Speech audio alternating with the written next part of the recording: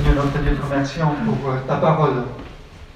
Cette parole dans laquelle on trouve justement comment tu as préparé le monde, ce moment précis dans l'histoire, pour que Jésus-Christ puisse arriver, puisse être là, puisse vivre parmi nous, marcher sur cette terre, partager ta volonté, Seigneur. Vivre selon ta volonté. Nous allons lire, Seigneur, dans cette parole, que c'est quelques versets, oui, Seigneur, que cela nous inspire pour cette semaine, pour les jours qui viennent, pour notre vie, Seigneur. Ouvre cette parole pour qu'on puisse trouver tes paroles dedans, Seigneur. Au nom de Jésus-Christ. Amen. Nous allons lire seulement quelques versets assez connus, particulièrement un verset, on va s'arrêter sur le verset 14, le dernier verset, dans Luc 2. Dans cette même région, il y avait des bergers qui passaient la nuit dans les champs pour garder leurs troupeaux. Un ange du Seigneur leur apparut, et la gloire du Seigneur les entoura de lumière. Ils eurent alors très peur. Et l'ange leur dit, n'ayez pas peur, car je vous annonce une bonne nouvelle qui réjouira beaucoup de tout le peuple. Cette nuit, dans la ville de David, est né pour vous un sauveur, c'est le Christ, le Seigneur. Et voici le signe que vous le ferez reconnaître. Vous trouverez un nouveau-né enveloppé de l'ange et couché dans une mangeoire. Tout d'un coup, il y a eu avec l'ange une troupe de très nombreuses d'anges du ciel qui louent le Dieu en disant, gloire à Dieu dans les cieux très haut et paix sous la terre pour ceux qu'il aime. Donc on va s'arrêter seulement sur ce verset, ces derniers versets, parce qu'il y a quelques mots-clés dans ce verset qu'on connaît si bien. Parce que ce que se passe là, cette annonce des anges, c'est peut-être l'annonce la plus importante qu'il y avait des prix. C'est un cantique le plus important qu'on peut imaginer, qu'on connaît si bien. Gloire à Dieu dans les cieux très haut, paix sous la terre pour ceux qui l'aiment. Mais vous savez, le problème que nous avons avec les textes qu'on connaît bien dans notre tête, il y a quelque chose qui se passe. C'est comme ça s'arrête à penser à ce moment-là. Même peut-être si vous regardez votre Bible, vous cherchez un texte à lire, et vous passez sur le premier chapitre de Matthieu, de Luc, on va peut-être vite passer ces pages parce qu'on dit, on connaît déjà cette histoire. On arrête de penser, on arrête d'écouter, d'entendre ces paroles, même si familières. Mais ces quelques versets, ce cantique de louange, fait deux choses. D'abord, cet cantique nous révèle notre besoin. On va regarder aussi ça. Quel est notre besoin? Et cet verset annonce aussi la mission de cet enfant. Qu'est-ce que cet enfant va faire dans ce monde? Et si on parle de la mission de cet enfant, on pense aussi en même temps aussi de sa mort. Quelqu'un disait, c'est un enfant qui est venu pour mourir. Normalement, on est né pour vivre, mais cet enfant est né pour mourir. Et nous allons arrêter sur ces deux mots, sur la gloire et la paix. Gloire à Dieu dans le plus haut très haut des cieux. Dans notre propre vie, on est assez centré sur la gloire, plutôt notre propre gloire. Je ne sais pas de quelle façon c'est manifesté à l'époque, mais aujourd'hui c'est assez facile à voir. Parce que si on a une photo de groupe, qui est la première personne que vous voulez chercher sur cette photo? Moi-même, je veux quand même voir si j'ai bien un bon sourire, sans les masques, si mes cheveux sont bien coiffés. On voit aussi ça au travers d'autres choses aujourd'hui comme Facebook, Instagram. Quelles sont les photos qu'on voit le plus souvent sur Instagram? C'est pas un joli paysage, ou le coucher de soleil, il y a quelques-uns, mais c'est plutôt des photos, ce que j'ai fait. Parce qu'on voit quand même, aujourd'hui c'est facile pour voir combien de pouces j'ai, combien de likes j'ai sur mon page Facebook, ce que j'ai fait. Et de tout ce qu'on a fait dans notre vie, c'est un peu comme ça. cette semaine, on a fait plusieurs exercices en triathlon, donc on a fait un piscine, beaucoup apnée sous l'eau, donc ils ont fait tout un film de plusieurs 5 minutes de nous sous l'eau en train de porter des poids, traverser la piscine sous l'eau en marchant. Donc la première personne qu'on cherche, bien sûr, c'est moi. Pareil, hier, on a fait un exercice, je suis le plus vieux, je crois, au club.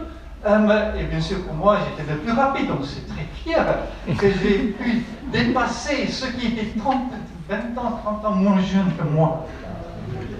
Bravo. Bravo.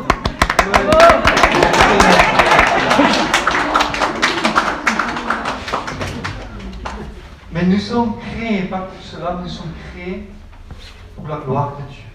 Nous sommes créés, tout ce qui passe autour de nous, pour nous montrer la gloire de Dieu.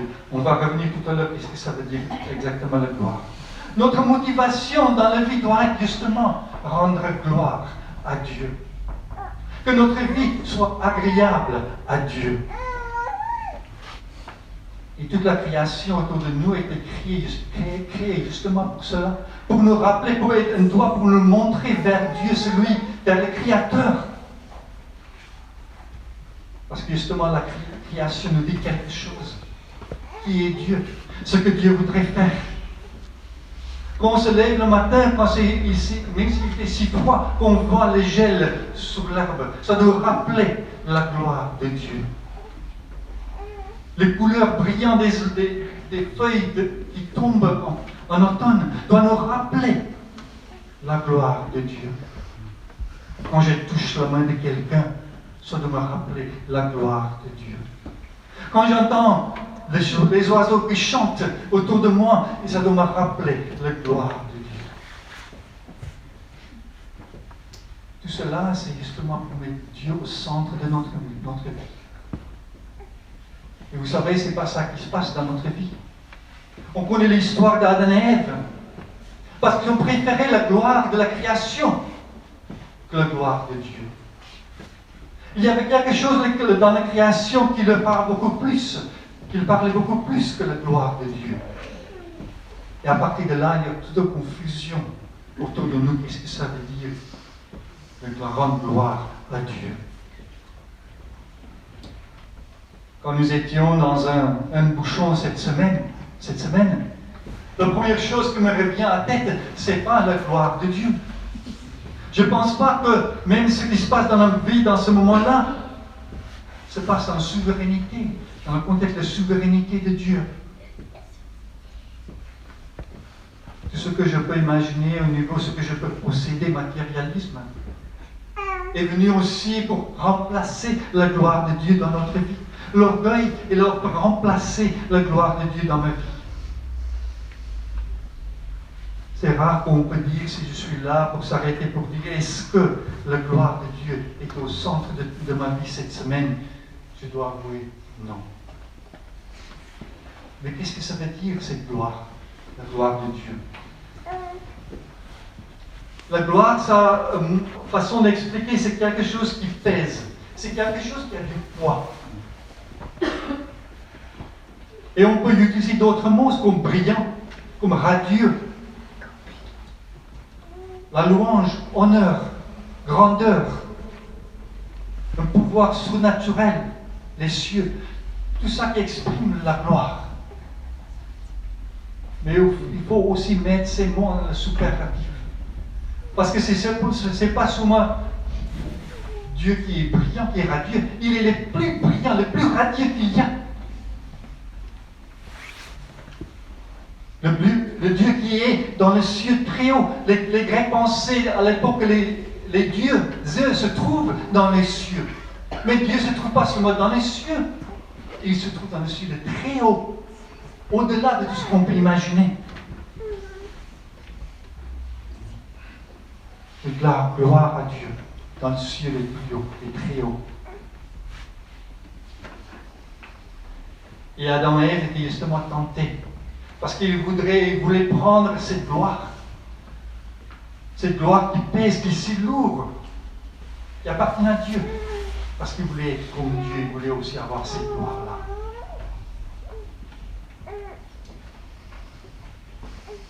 Imaginez Imaginons-nous à comment le monde, à quoi le monde va ressembler si tout le monde a cette en tête pour mettre la gloire de Dieu en avant. Chaque être humain vit avec cette idée en tête, mais je voudrais rendre gloire à Dieu. Le deuxième mot que je trouve dans ce texte, c'est la paix. Mais là, il y a quelque chose qui cloche. C'est le mot qui était annoncé il y a 2000 ans, aussi dans un contexte qu'il n'y avait pas de paix. Et depuis 2000 ans, il y a toujours beaucoup de guerres. Comment il faut comprendre ce texte? Paix aux hommes. Qu'est-ce que cette paix dont il y a question dans ce texte?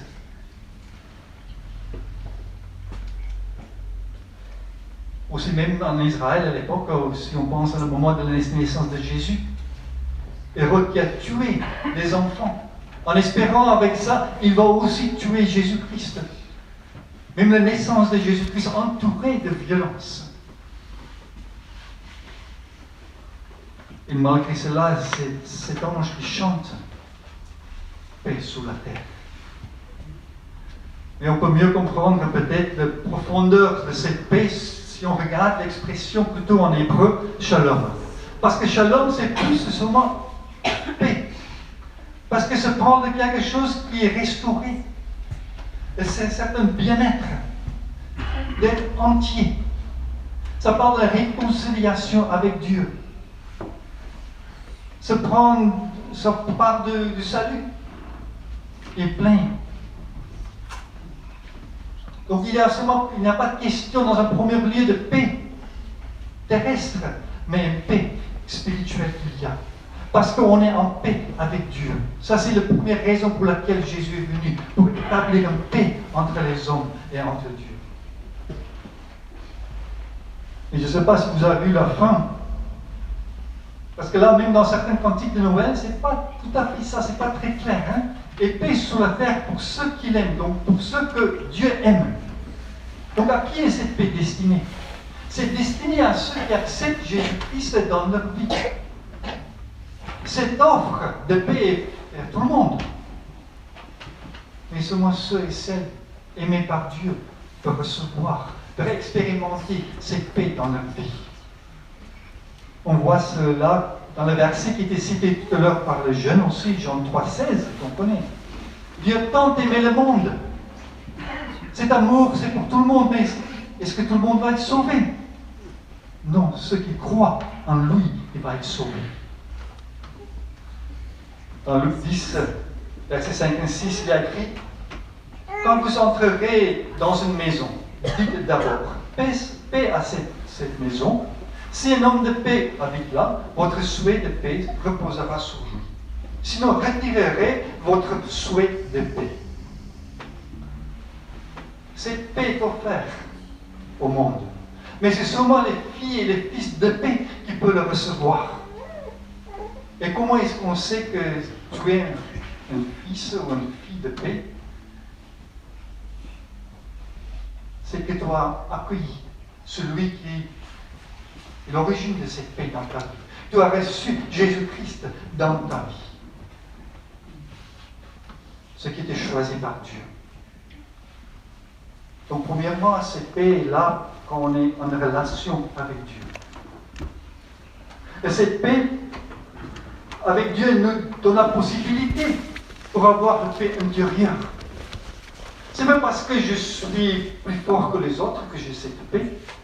Ça ne veut pas dire que je suis plus sage que les autres pour avoir cette paix. Donc cette paix découle d'une relation que j'ai avec Dieu.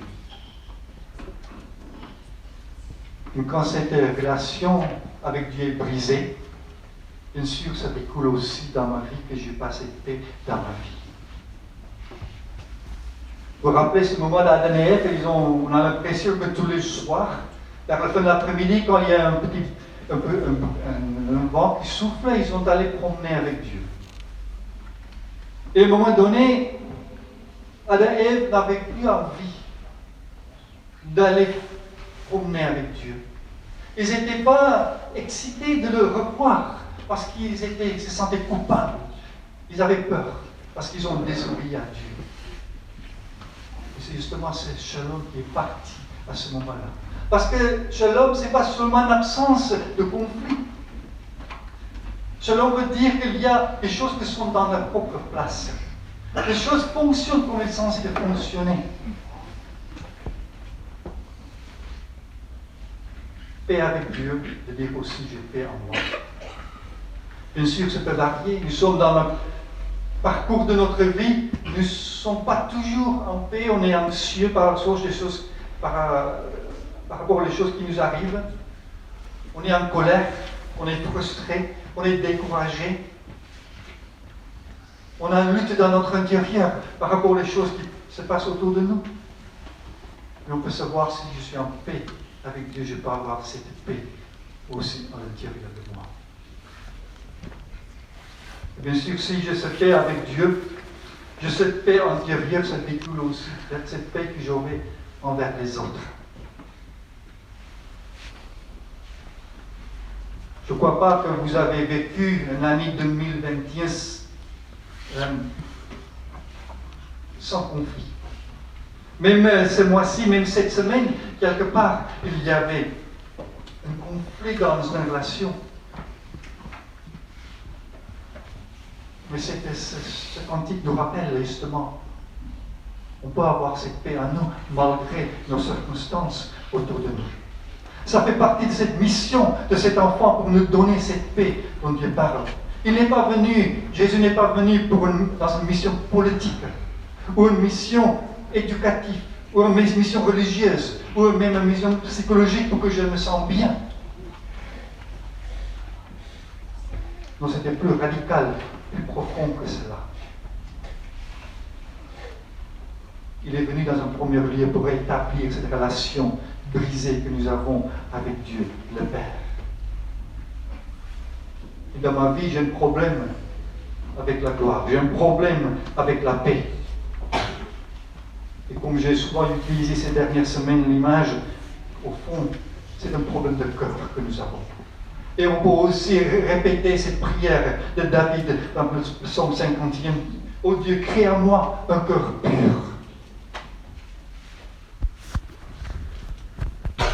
Et cette prophétie annoncée dans l'Ancien Testament nous rappelle que Jésus vient justement pour régler notre problème de cœur. Je vais vous donner un cœur nouvel. Je vais enlever votre cœur de pierre et je vais vous donner un cœur de chair. Parce que quand on a un cœur de pierre, on ne peut pas le changer. Mais Jésus-Christ est venu pour cela. Et quelque chose qui doit nous toucher que sur cette terre, peut-être autour de nous, il y a des personnes qui n'ont pas de cette paix. Ça doit nous bouleverser. Je me dis, mais comment c'est fait? Comment ces personnes n'est pas au courant qu'ils peuvent avoir cette paix qui vient de Dieu? Et ça nous invite, ça nous invite aussi pour partager avec ceux et celles autour de nous, de parler de cette paix qu'ils peuvent avoir avec Dieu en premier lieu, mais aussi à l'intérieur dans leur cœur.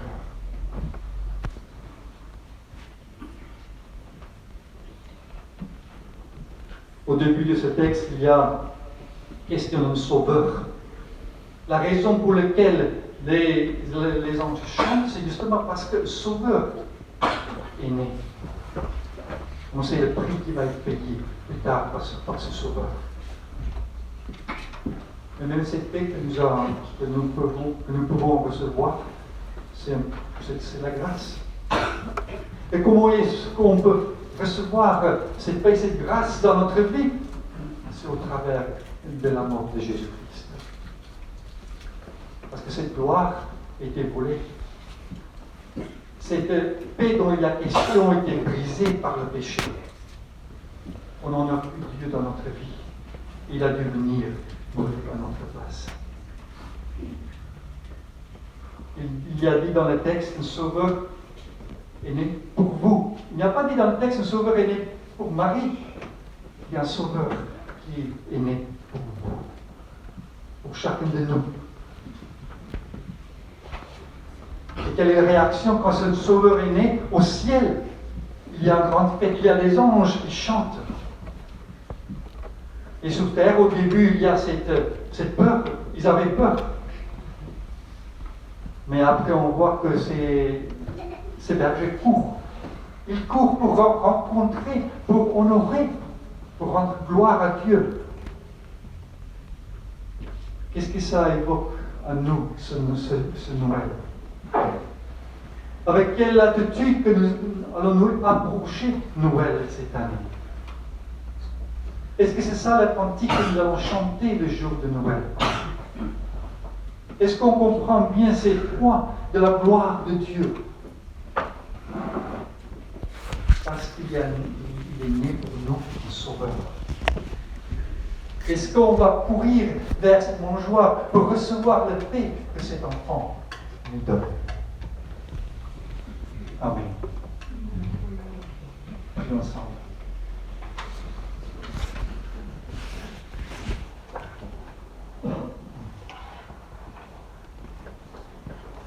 Seigneur notre Dieu, nous sommes là ce matin et on a entendu ces paroles. Rendre gloire à toi, être en paix avec toi. Et si nous regardons notre propre vie, on voit comment on est loin de chercher ta gloire dans notre vie. On se rend compte qu'on ne peut non plus nous sauver nous-mêmes, on ne peut pas sortir de cette impasse. Merci pour ta grâce. Ta grâce, tu es venue, pas parce qu'on mérite quelque chose,